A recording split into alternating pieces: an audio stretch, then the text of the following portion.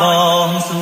សិនមានកាវីចាំមិនមានកាវីទៅប្រទេសម្ដងខ្លួនល្អមចង់សួររឿងអ្វី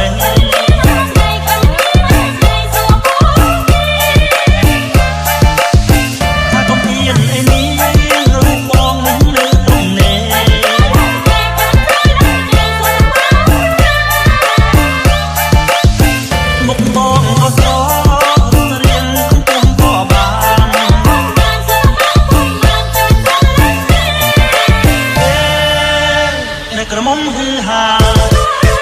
មេត្តាឲ្យបងសួសិនមានកាវីមានកាវីប្រទៀងម្ដង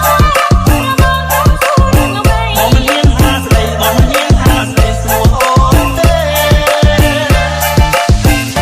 សួរណាប្រងមិនចង់អូននៅក្នុងនេះតែក្រមុំអាចទេអូនឯងកូនបណ្ដា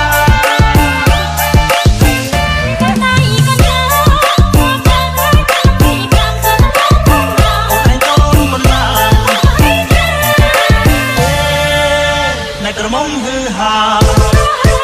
មេត្តាឲ្យបងសួសិនមានកាវីចាំមិនមានកាវី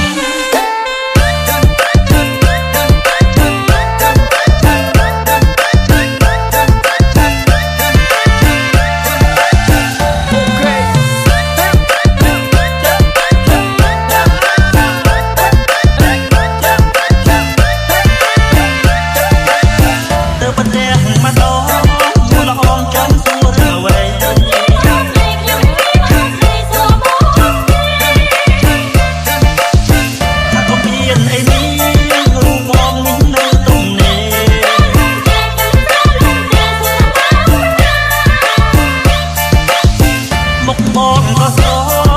រៀនទុំទុំក៏បាន